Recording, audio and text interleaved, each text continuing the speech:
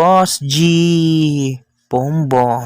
Ito na nga pala yung araw na ipapabuna natin yung bagong rim set ni Junex. Ayan na din pala yung mga pyesa na kailangan natin dalhin.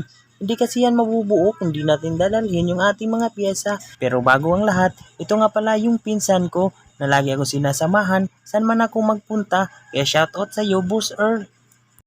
Alright mga boss, papabuo na natin ngayon ang ating rim set. Ayan, dala-dala na ni Boss Earl ang ating rims. So maghanap tayo ngayon ng shop na mag-a-align ng ating rim set. Okay mga boss, andito na nga pala tayo sa shop kung saan bubuuhin na ang bagong rim set ni Junex. At syempre excited na din kasi ako na makita ang mabuo ang bagong rim set ni Junex at maikabit na. Kaya't ayan na si Trupa at minekos-mikos na. Sa puntong ito ay pinapalitan na natin ng bagong bearing yung hub natin sa harapan.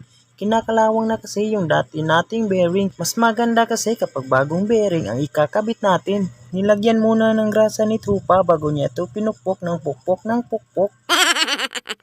At dito ay sinisimulan na ni Trupa na i-align yung harapan. Yung tipong gigil na gigil siya na gusto na niyang matapos yung trabaho niya. Habang kami dito ay patawa-tawa lang. Yung tipong tumatambay ka lang sa gilid-gilid. Malapit na nga palang matapos yung rim set natin sa harapan. Konting kimbot na lang ay matatapos na yan. Sobrang busy nga pala nila dito sa shop. Habang kaming dalawa ni Boss Earl ay walang ginagawa. Ayun na nga mga boss at natapos na yung rim set natin sa harapan. At dito ko na nalaman na vlogger din pala itong si Boss Earl. Agad-agad naman sinimulan ni Trupa yung rim set natin sa likuran. At dito ko na naisipan na itapat yung isang rim set kay Yami. Mukhang maganda naman kaya nadagdagan na naman yung iniisip ng isipan ko. Ayun na nga mga boss at natapos na ding i-align itong panglikuran. Kaya nga tumuwi na tayo para maisalpak na itong bagong pinabuo natin na rim set ni Junex. Talagang napakalinis ito pag naisalpak na sa motor natin. Kaya di na natin ito patagalin at isalpak na natin ito sa motor natin. Inilipat na nga pala namin ng pwesto si Junex para makagalaw tayo ng maayos.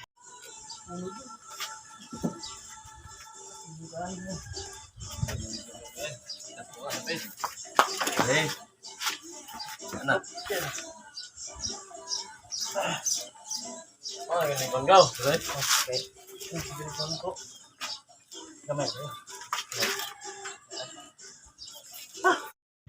Ayun na nga mga boss at naikabit ko na itong sa harapan. Di ko nga lang nabidyuhan dahil hindi ko na on yung camera. At di ko nga nagustuhan itong gulong natin sa harapan. 6080 kasi yan mga boss. Kaya't papalitan natin yan ng 4590 para mas maganda siyang tignan. Ikinabit ko na nga din pala yung rim set natin sa likuran at wala na tayong magiging problema dahil wala naman tayong babaguhin sa mga spacer nito kaya salpakan na lang lahat. Kaya't isusunod na natin sa pagbaklas itong ating stock handlebar dahil ikakabit na natin ngayon ang ating low-rise handlebar. Ganun nga lang kabilis mga boss kaya't ikabit na natin ngayon itong ating low-rise handlebar at yung mga pyesa na kailangan nating ikabit.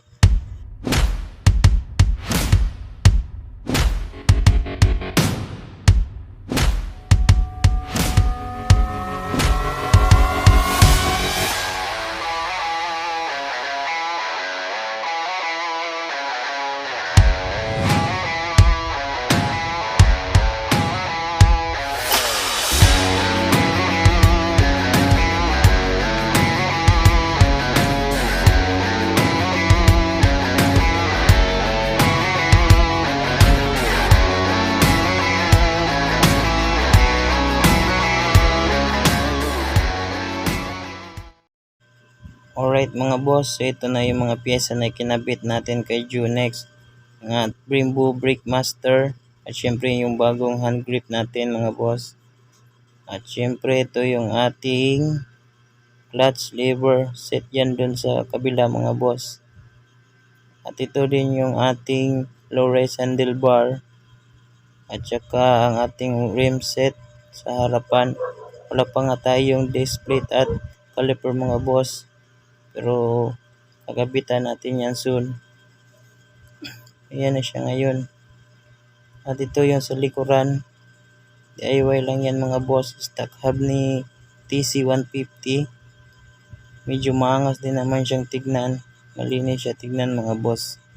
Ayan, papalitan din natin yung ating gulong dahil medyo malaki-laki mga boss.